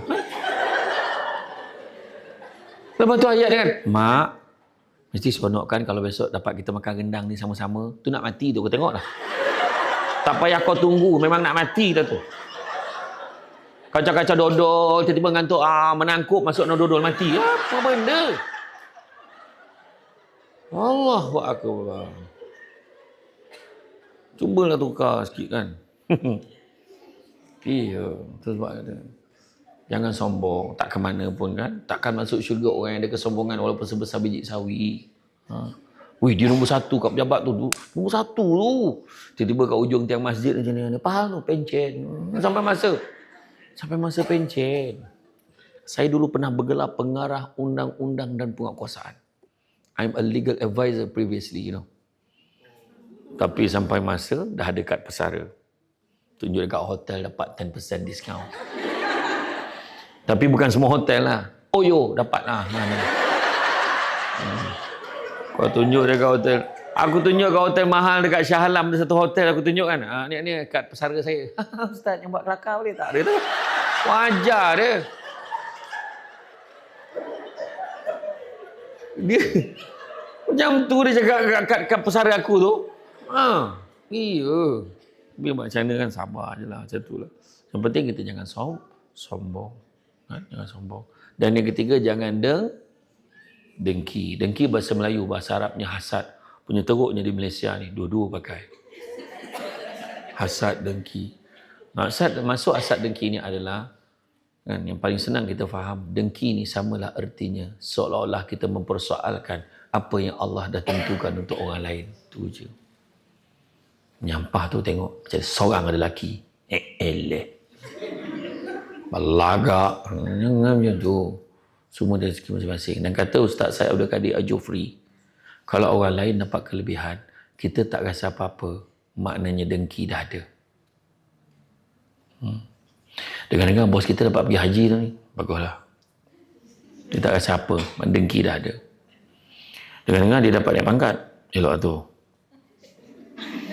Dengar-dengar dia beli kereta baru. Yalah, buat loan senang sekarang ni. Dengarnya anak dia dapat semua A peksa baru ni. Lah semalam Kementerian umumkan 2,000 orang budak kan. Anak dia salah seorang lah kot. Macam tu je. Tak ada perasaan. Tapi kalau ayat macam ni. Dengar-dengar bos dapat pergi haji tu ni. Tanpa kabel pakainya tu. Confirm dengki. Dengar-dengar dia naik pangkat tanpa dijilatnya bos tu. Confirm dengki. Dengar-dengar dia beli kereta baru tanpa dia curi duit deposit tu. Dengar-dengar anak dia dapat semua A peksa baru ni. Macam anak dia seorang pandai. Confirm dengki. Dia sepatutnya macam mana? Dengar bos kita dapat pergi haji tu ni. Ya ke?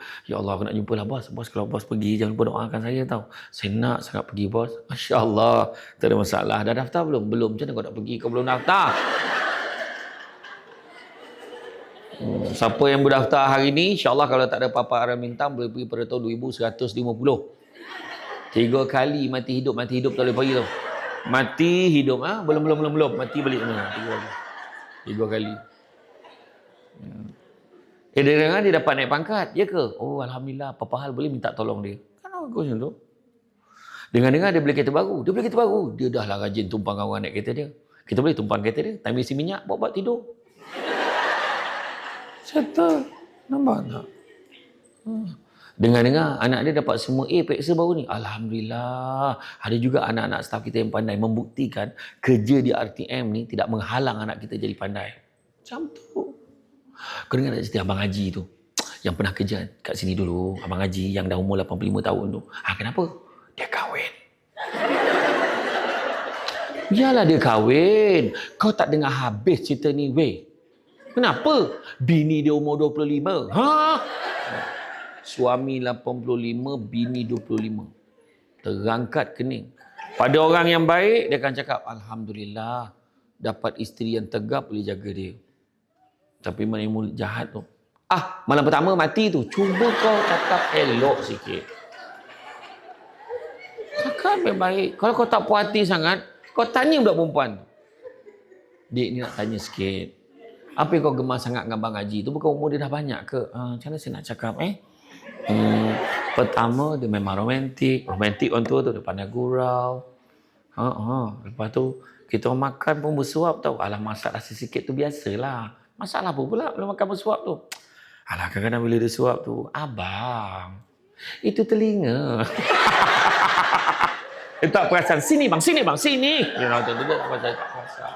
Dia tak perasan. Lepas tu setiap kali dia marah, dan setiap kali saya marah, dia tak pernah balas balik. Dah dia pakak, tak terangan nak balas apa. Doakanlah yang baik-baik. Begitu juga ada hikmah, nampak? Nabi dapat membina sebuah negara Islam, kan? Kan bukan kerja kita. Semua ada hikmah di sebaliknya. Betul tak? Semua ada hikmah. Kerja tahun-tahun, ada hikmah. Rupa-rupanya kita, jangan cakap tau, aku ni tak ada rezeki. Kau tengoklah, anugerah hikmat cemerlang. Pah dia. Sabar. Biarlah kita tak dapat APC. APC ni 8% je daripada jumlah staf keseluruhan. Memang payah kita nak dapat. Tak apa. Kalau dapat rezeki, tak dapat, tak apa. Bila dapat pula, tengok tu. Yang dapat APC tu. Bukan kerja pun nampak. Macam mana dia dapat?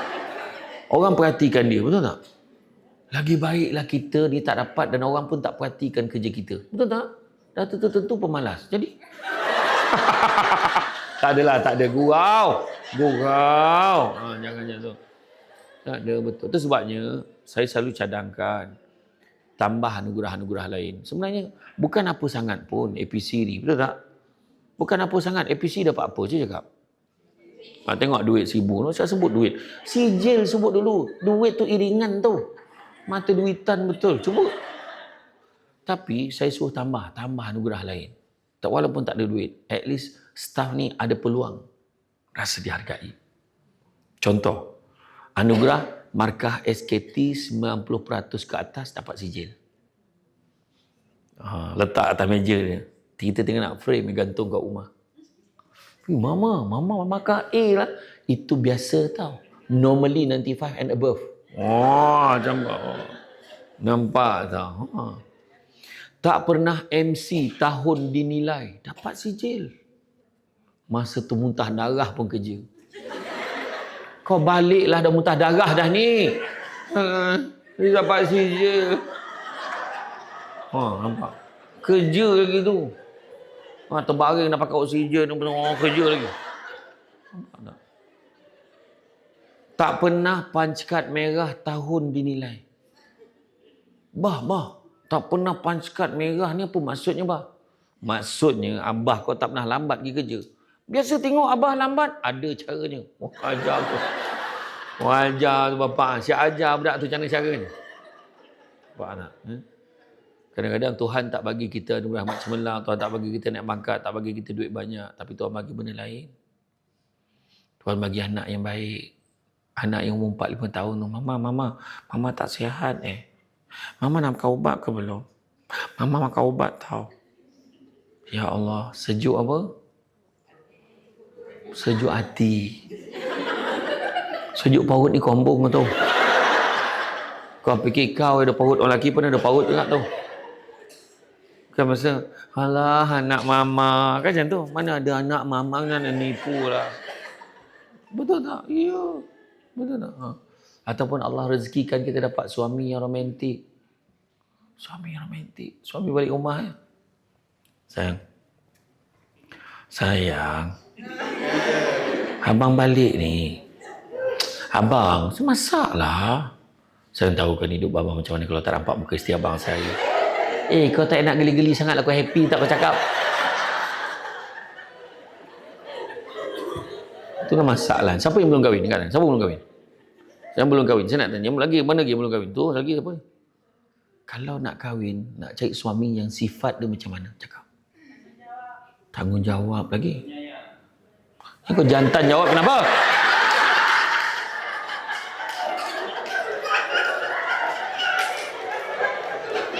Kau kena hati-hati ni. Okey, lagi penyayang, tak apalah. Ambil lah penyayang, tanggungjawab lagi. Romantik lagi.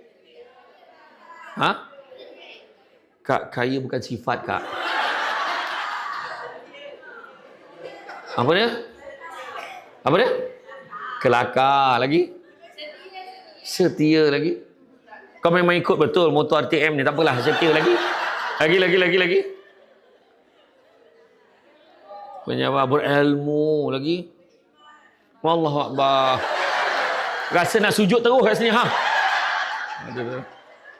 Tengok orang lelaki pun semua dengar. Dia nak yang beriman, dia nak ilmu, dia nak funny, nak sweet, kelakar tadi, romantik. Tapi bila dah kahwin, you all gemar lupa. You all nafikan kelebihan suami you all. Bila suami romantik sikit, abang rindu betul dengan isteri abang ni. Ni nak mati ke apa? Awak nak apa? Saya cakap. Salah ke abang romantik? Suami buat kelakar, awak tak boleh serius ke? Selalu saya cakap, jangan sampai romantik, sweet dan funny suami kita dihargai orang ketiga.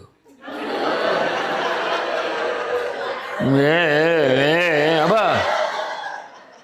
Tiba-tiba kat pejabat, ada orang cakap kat suami kita, I kan dah lama nak cari suami macam you tau. Romantik, sweet.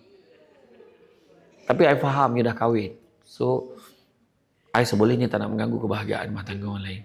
Walaupun I tahu sifat tu hanya ada pada you. Masa tu suami kita berubah karakter jadi Jalaluddin Hasan. Well, you tidak dikatakan mengganggu rumah tangga. Sebiji weh. Jadi appreciate. Ada hikmah. Nampak ada hikmah. Suami kita tidur kalau bunyi bising kat tempat tidur tu ada hikmahnya. Makna tu tandanya dia kerja kuat. Dia bunyi. Ada lelaki bila dia tidur, dia berada dekat dunia safari. Dia jadi singa, dia jadi rimau. Dia kejar rusa. Dapat seekor. Lepas tu dia panggil singa-singa lain. Dia panggil lain. Mana kau biasa dengar bunyi tu? Masalahnya, orang lelaki dia boleh tidur, dia jarang dengar bunyi dia berdengkur. Lelaki tidur, dia tak pernah dengar bunyi dia berdengkur. Betul, kecuali kalau tidur siang dekat sofa, kadang-kadang dia terdengar.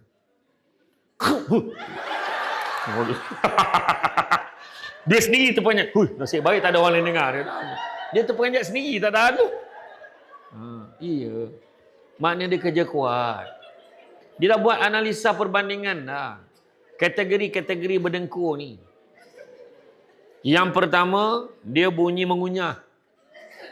Nyah. Ada yang bunyi ngasah gigi. Krik, krik.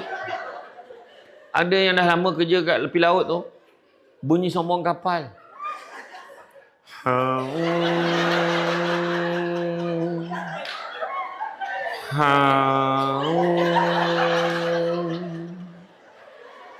So pagi bini pun tanya, bang malam tadi berapa banyak pelabuhan singgah?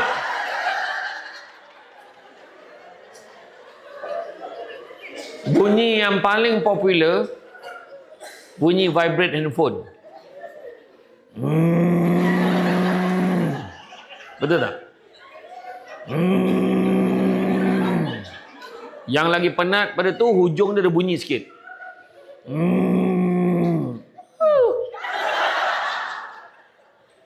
Yang lagi penat, hujung tu ada bunyi bahasa Rusia.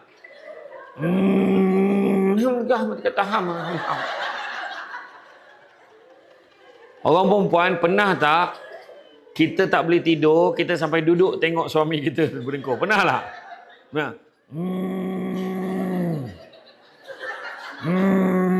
Apalah kau tanggung ni bang?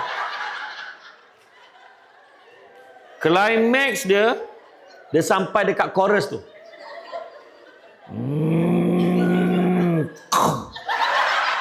Dia senyap sampai pagi ke tu. Kita boleh letak kat hidung dia. Hidup lagi. Ada seorang makcik tu dia kata, tak adalah masa lain yang paling makcik ingat kat pakcik kau time tidur lah.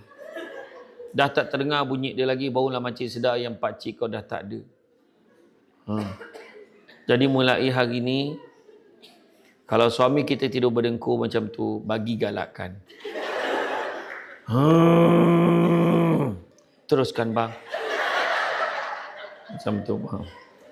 Kak, kau lain kali bawa towel good morning. Tisu kau tak cukup, dah habis kejap tudung, kejap ni apa tak tahu dah apa nak lap air mata kau. Allahu Akbar, siap. Dia sebenarnya kalau gelak teruk ni makna stres kerja. Tak apalah, faham. Sabar ya, sabar. Dan orang lelaki, jangan sekali-kali you buat lagi perangai-perangai biasa you buat. Dia tidur berdengkur tu, dia penat. Yang kau pergi tekan hidung dia buat apa? Kau bertekan. Jangan buat tau. Jangan buat. Cakap baik-baik dengan suami. Abang pusing belah sana bang. Bising sangat lah abang tak boleh tidur. Dan apa jawapan suami kalau isteri tegur kita tidur berdengkur? Biarlah abang tidur berdengkur. Sekurang-kurangnya abang tidur di sebelah kamu, bukan di sebelah orang lain. Itu jawapannya. Okay? Percaya pada hikmah. Ada hikmah di sebalik satu perkara. Contohnya kita gaji tak tinggi, pangkat kita pun tak besar sangat, tapi kita boleh spend masa dengan keluarga kita. Saya berapa hari tak boleh balik rumah. Malam tadi baru balik. Malam ni balik, besok tak tahu lagi balik ke tak. Betul, iya. Semua ada hikmah dia. Tanam tabu di tepi rumah, cabut ubi sampai ke akar. Kalau hidup percaya pada hikmah, selaut garam terasa tawar. Percaya pada hikmah. Seterusnya apa? Bertanggungjawab. Tengok ni semua tanggungjawab ni semua. Tanggungjawab nak semua umat ni selamat, hijrah, semua kena berubah. Berubah kita. Tanggungjawab. Daripada seorang yang suka menyalahkan orang lain, jadi seorang yang bertanggungjawab. Jangan jadi cerita bangau, oh bangau. Kenapa bangau kurus? Ikan tak timbul. Kenapa ikan tak timbul? Rumput panjang sangat. Kenapa rumput panjang? Kebau tak makan. Kenapa kebau tak makan? Perut sakit. Kenapa? Nasi mentah. Kenapa? Kayu api basah. Kayu api basah kenapa? Hujan turun kenapa? Kata panggil kenapa? Tahniah lah. Sebab you all hafal lagi lagu tu. Kan? Kau boleh ingat silibus tadika tu. Jawapan tak logik pun keluar. Agaknya baji kilat hari tu berapa ekor lah kata panggil dia. Tapi dalam banyak-banyak binatang tu, binatang yang paling bertanggungjawab namanya ular. Ular bila tanya kenapa kau nak makan katak, dia mengulang 3 kali jawapan tu sambil menonton tepat pada mata yang bertanya. Memang makanan aku. Memang makanan aku. Memang makanan aku. Dan jawapan hujung dia tu audio dia dari Padang oleh Jabatan Hakim Negara. So what? Dia kata. Macam tu lah kita kena tanya. Kenapa tak siap kerja ni? Saya tak tahu dia letak atas meja saya. Saya tak tahu tanya dia. Kenapa letak? Saya pun diarahkan letak atas meja dia. Yang arahkan dia. Saya pun tak ingat siapa suruh saya. Anak kita menjadinya. Kenapa sekolah sini? Mak suruh. Kenapa saya okok? Ayah hisap. Kenapa tak siap kerja? Dia ambil buku saya, cikgu. Kenapa kamu ambil buku dia? Dah dibagi. Kamu bagi kenapa? Dia minta. La ilah Allah pening kepala cikgu. Bertanggungjawab. Tanggungjawab. Seterusnya, apa yang kena ada adalah respon positif atas setiap kerja yang kita buat. Positif. Kita hijrah ni, macam mana ni, jauh ni, kita dah ada ni. Abdul Rahman bin Auf, tinggalkan kekayaan dia. Tinggalkan keselesaan kita untuk kerja. Cabar dia kita untuk buat sesuatu yang lebih baik. Respon positif. Tiba-tiba ada dekat circular, dekat notice board tu, mulai beberapa bulan semua staf tidak dibenarkan pergi begini, semua staf hendaklah macam ni, tidak dibenarkan lagi minum pada jam ini, tak dibenarkan minum dekat kafeteria, dekat ni, hanya naklah minum dekat sini. Contoh. Berapa orang yang respon positif kat situ? Apa yang sudah, dia tak faham kita, boleh jalan lah, mati lagi baik lah. Dia barak kat notice board tu. Tak pernah fikir kita ke, boleh jalan lah kau apa. Yang seorang tu, kau orang muda buatlah, akak dah nak pencen. Yang seorang tu pula kan. Tak, sebenarnya buat dulu. Ada yang nak dicapai, output yang nak di-achieve oleh pengurusan tertinggi bila kita keluarkan circular macam tu. Dan yang last sekali, ikhlas. Ikhlaskan hati kita. Berubah bila kita bekerja tadi kan, ikhlas. Ikhlas ni buat sesuatu, tidak mengharapkan balasan. Wa imma, perkataan terima kasih pun tidak diharapkan. Tapi kita ni pelik sikit. Aku tolong dia ikhlas. Dia terima kasih pun tidak. Maknanya tak ikhlas tu. Nampak tak? Dan yang paling ikhlas adalah buat sesuatu tidak mengharapkan pengiktirafan manusia. Yang kita harapkan hanyalah pada Tuhan semata-mata. Jangan sekali-kali sebut, aku ni kerja teruk apa pun tak dapat. Tak usahlah, memang tak ada rezeki aku kat sini. Jangan cakap macam tu. Allah marah. Kita ada rezeki macam-macam. Kita dapat kerja sini pun rezeki. Berapa ramai orang yang nak kerja kat tempat kita tak dapat. Kita dah dapat kerja. Nampak tak? Pagi ni contohnya, dapat program ceramah ni. Betul tak? Sudah tentunya pagi ni adalah slot yang menggembirakan kita. Sebab tak payah kerja. Dengan ceramah sampai tengah hari. Tak adalah kan. Tapi maknanya, Tuhan bagi kita kedudukan tu. Kita ada kerja. Ada orang tengah fikir, bawa kulu-kili, file folder. Nak kerja mana ni? Apa nak kerja apa ni? Buka jawatan SPM minimum. Yang minta ada degree, ada master. Sebab kerja tak ada sekarang ni susah. Bila kita dah ada kerja, syukurilah, jagalah elok-elok. Itu dia. Jadi bila bekerja betul-betul. Kan? Bekerja betul-betul, mudah-mudahan Tuhan bagi. Percaya cakap saya, bekerja di sini, kita takkan kaya. Nak kaya bukan sini tempatnya. Bekerja di sini takkan kaya. Saja nak tengok respon. Tahu tak cakap? Bukan. Maksudnya, kaya tu sendiri subjektif. Kata pun lah tiba-tiba bos besar kita hari ni, dia pesan suruh umumkan. Dengan ini dia umumkan bahawa saya happy sangat Samsul Bat datang. Dengan ini semua yang hadir pada hari ini kita umumkan akan diberikan insentif keuangan. Contoh. Diberikan insentif keuangan sebanyak RM300,000 setiap seorang yang akan di-bank in dalam akaun masing-masing selewat-lewatnya jam 5 petang ini. Saya nak tanya, dah kaya ke belum puan? 300,000 dalam akaun. Belum. Dah kaya belum? Belum. Sikit je. Sebelah. Kaya belum? Belum. Dah kaya belum 300,000. Dah, okey. Dah kaya dah. Tengok, yang ni geng belum. Yang ni dah mula cakap kaya. Sebab subjektif kaya tu. Berapa baru kaya? Tu sebab Nabi Muhammad sebut apa?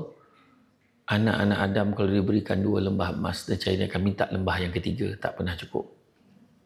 Tu sebabnya, kita bukan nak kerja kaya. Dalam hidup jangan sibuk nak kerja kaya. Tapi kejarlah bahagia. Kerana satu hari nanti kita akan sedar. Bukan semua perkara boleh dinilai dengan harganya. Deep lagi. Abang tengok tu orang tu semua pergi bercuti. Pergi bercuti ke mana? Pergi UK.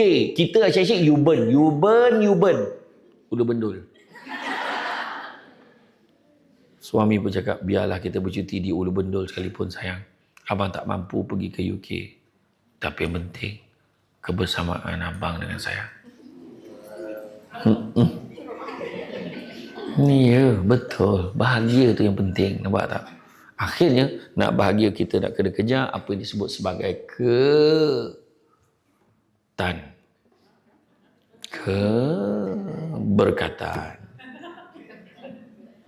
7 tanda keberkatan rezeki. Sikit rasa cukup, banyak boleh kongsi. Orang yang rezekinya tak berkat, sikitnya tak cukup, banyaknya tak puas. Ibarat minum selautan air, tapi dahaganya tak pernah hilang. Kedua, rumah tangga rasa bahagia. Suami balik, nampak isteri basuh pinggan tu, dia pegang tangan isteri dia, dah, pergi masuk dalam. Biar abang sambung. Suami sambung dengan baju korporat logo RTM. Bahagia tak? Bahagia tak orang perempuan? Bahagia walaupun tu lah sekali dalam 365 hari tu, sebahagia. Suami balik, sayang ni ambil ni. Voucher spa ni. Hari Sabtu ni pergi. Anak-anak abang jaga. Pergi nanti massage, cuci rambut, pedicure, manicure. Abang. Susahkan abang aja.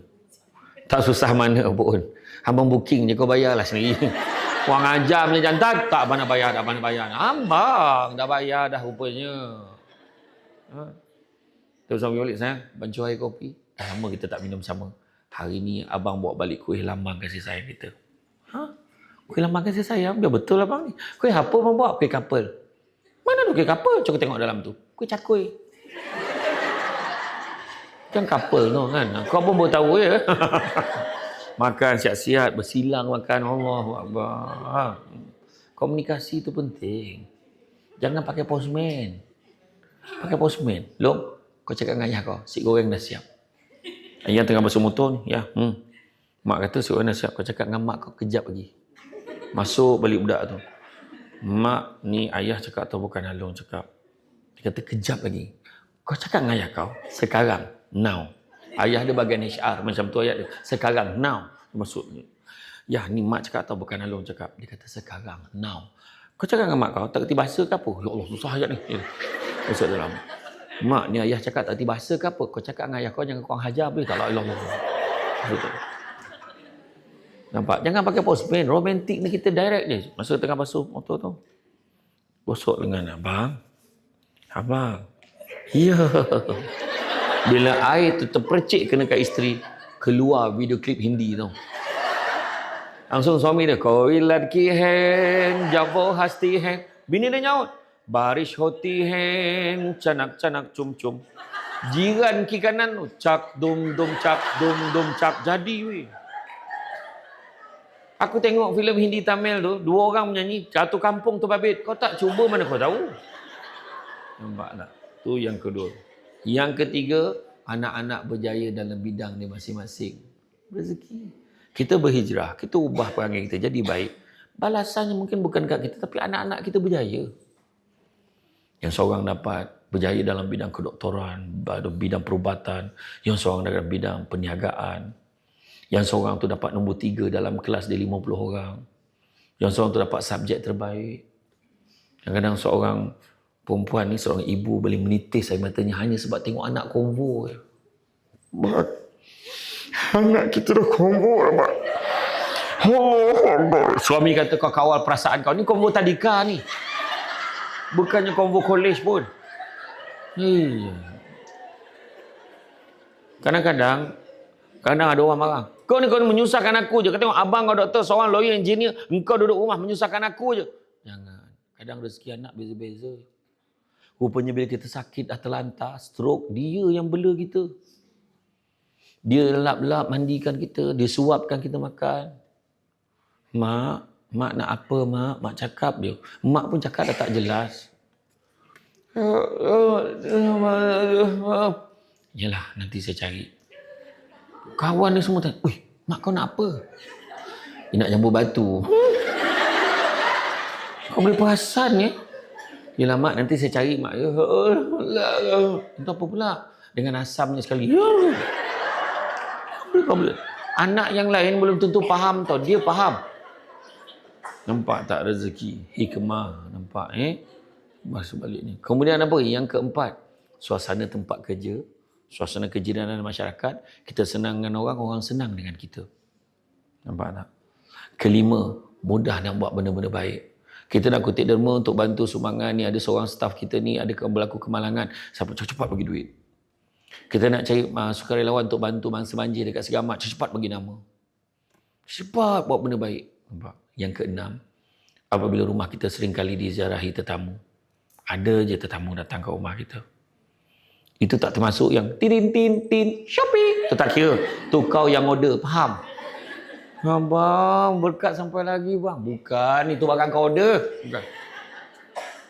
Dia bawa masuk, jamu dia makan. Dan yang ketujuh, bila doa kita mudah dimakbulkan. Jadi macam itulah tuan-tuan dan puan sekalian. Jadi antaranya yang boleh dihayati adalah bila kita mencapai objektif kehidupan, kita jangan jadi umat yang malas, umat yang lesu. Kita kena usaha. Itu sebab hijrah tadi pun memerlukan usaha. Nabi boleh je ada jalan singkat, Nabi boleh pakai burak, tapi tak. Nabi tunjuk kat kita perlunya usaha. Dan ikhtiar dan berusaha pula yakin dengan Allah, serah pada Allah Ta'ala. Nabi pernah sebut dalam satu hadis, tangan yang di atas lebih baik pada tangan yang di bawah. Maksudnya apa? Memberi lebih baik pada menerima. Kita kerja dalam sektor kerajaan. Memberi servis, bagi servis. Tentang apa yang patut kita terima, biarlah Allah tentukan. Bagi suami yang baik, bagi anak yang ramai, rajin dia beranak. Assalamualaikum, salam, beranak. Bagi salam, nyaut, beranak lah. Yang seorang tak sempat bagi salam, tepuk nyamuk, beranak. Ya Allah Akbar. Yang faham, tak faham, sudahlah. Tapi macam itulah, makna murah rezeki. Ada orang Allah rezekikan dia, cepat kahwin. Jambatan dia pendek, cepat kahwin. Orang tu jambatan dia panjang, lambat kahwin. Tapi dapat yang terbaik. Ada orang tu jambatan dia pendek, banyak kali pula tu pun rezeki. Ada orang tu langsung tak ada jambatan, tak kahwin-kahwin. Sebab Allah rezekikan dia menjaga kedua ibu bapa dia sampai ke ayat-ayat. Semua Allah dah tentukan untuk kita. So kenapa kita nak petikaikan? Happy aja. Kerja elok-elok. Tu je. Kata Imam Al-Ghazali, 4 tanda syukur. Pertama, sebut Alhamdulillah. Kedua, hati memperakui siapa bagi nikmat, Allah bagi. Ketiga, tindak tanduk perangai kita. Kerja sungguh-sungguh, melambangkan syukur. Dan yang keempat, kita memelihara nikmat supaya tidak rosak. Jangan sampai hilang kerja. Jadi tuan-tuan dan puan-puan sekalian, rasanya cukuplah sekadar itu. Cara pandang tu pun saya faham. Dan kalau tenung tepat, gitu kan? Jadi insyaAllah. Sebenarnya banyak lagi yang nak saya kongsikan. Ada satu paper tu, tajuk dia, Rejuvenasi Minda. We have to rejuvenate ourselves, otherwise we harden. Yang itu akan saya bentangkan dalam pembentangan yang akan datang. Jadi maknanya confirm kena panggil lagi. Jadi rasa cukuplah sekadar itu. Mak kata orang sepandai-pandai tupai melompat, akhirnya jatuh ke tanah jua. Walaupun perkongsian sudah tamat. Mudah-mudahan meresap ke dalam jiwa. Ada soalan nak tanya? Soalan? Sekali lagi. Scan. Kali kedua. Kali ketiga. Alhamdulillah. Pemahaman yang tuntas dan juga cemerlang. Jadi itulah dia. Sebab kata orang juga, cantik dipandang rumah penghulu, kayu tu okey dari papan. Alang-alang menuntut ilmu. Subuti pasir, kembangkanlah menjadi intan. Walaupun sikit, sebar panjangkan kepada yang lain. Dan begitu juga, budak-budak membawa galah nak menjolok buah berangan. Kalau dia silap dan salah, dikata tidak, dicaci jangan. Tenang-tenang air di laut, sampan kolek mudik ke Tanjung, hati terkenang mulut menyebut. Jasa baik, pihak penganjur hari ini menjemput, rasa nak junjung.